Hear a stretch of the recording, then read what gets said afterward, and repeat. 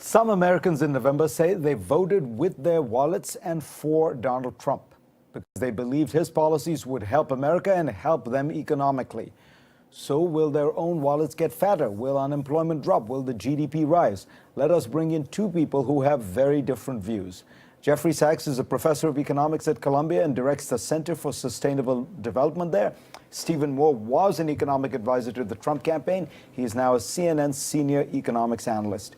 Steve, let me begin with you, because Donald Trump has outlined a pretty ambitious agenda. When you listen to him, when you listen to you when you were advising him and some of his other advisors, they all talk about 4% growth. Sometimes they talk about even higher numbers, but 4% growth is not something the U.S. economy has had for a long, long time. How exactly is this going to be achieved when unemployment today is already at a 10-year low at, under 5%? Well, Fareed, the question about whether we can get to 4% growth, I know I'm a kind of an outlier economist, but I believe we can. I'm an economic historian. I look back at what happened to the United States in the 1960s under John F. Kennedy when we had the big Kennedy tax cuts and we had 4, 5, 6% growth.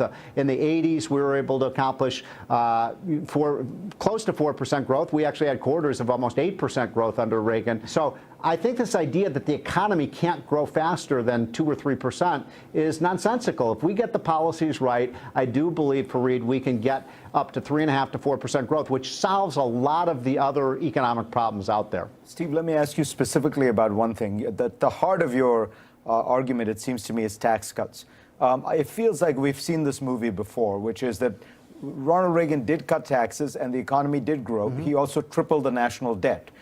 George W. Bush cut taxes, the economy did not grow, and the deficit ballooned astronomically. We're now at, 70-80% debt to GDP ratios. Are you really comfortable with another wild wager that you cut taxes, the deficit will almost certainly explode, and that maybe you'll get a little growth and maybe you won't? Certainly the last 15, 20 years suggests that cutting taxes is not producing growth anymore. Well, I don't agree with that premise. I mean, I look, again, at the history of when we've had the major tax rate reductions in this country, like the 60s and 80s when we had a big boom. And in fact, even under Bill Clinton, when we had the big boom in the late 1990s, we had a big reduction in the capital gains tax at that time, Fareed. And look at what happened to the revenues. They just exploded. And that's one of the reasons we were able to get to the first balanced budget in 50 years. So, Jeff Sachs, what do you say about a corporate tax? In your book, Building the New American Economy, you say that the heart of real sustainable growth is going to be actually very large-scale government spending on infrastructure, taking healthcare, nationalizing healthcare, getting rid of the private sector altogether. Explain why you think that's a better path. First, we can look at what works around the world, and that's what I'm emphasizing. Canada gets our health care, but at much, much lower cost than we do. Europe, the same way.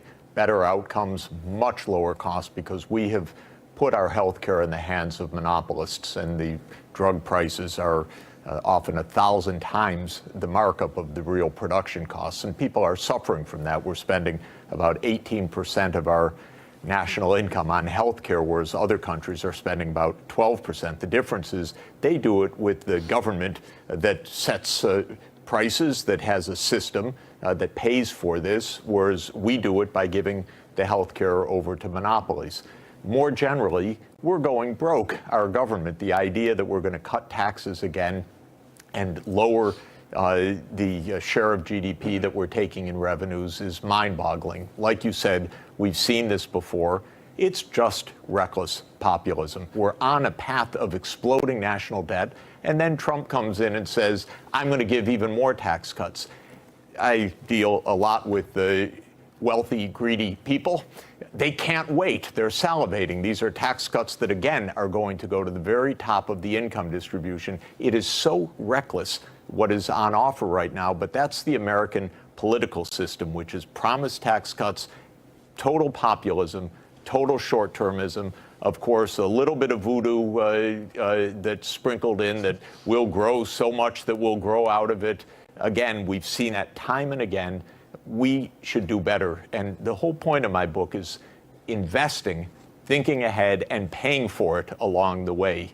Not gimmickry, but actually paying for it. Donald Trump has talked about, say, the debt to GDP ratio is already 75%, and you face an economy where unemployment is very low. What is going to happen if you have this massive increase in government spending, massive decrease in government revenues in this context?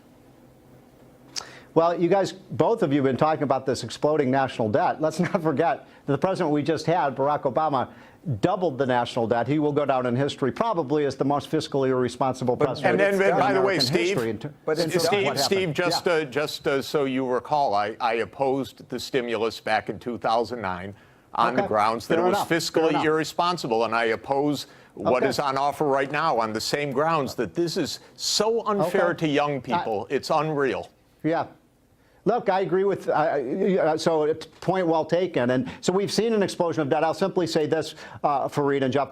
I think Donald Trump sees this as an issue of bringing up the economic growth rate. When I've talked to him on the campaign, what he would say is, let's get growth up to 3 to 4%. And then some of these other problems, like income inequality, like solving the problems of the environment, like the debt, will be a lot easier to solve. But I'll tell you this, if we have less than 2% growth, and I think you'd agree with this, Jeff, there's just no way we're going to get enough revenue growth, even if we cut spending to the bone, to balance this budget. All right, we're going to have to leave it at that. We will surely come back to both of you.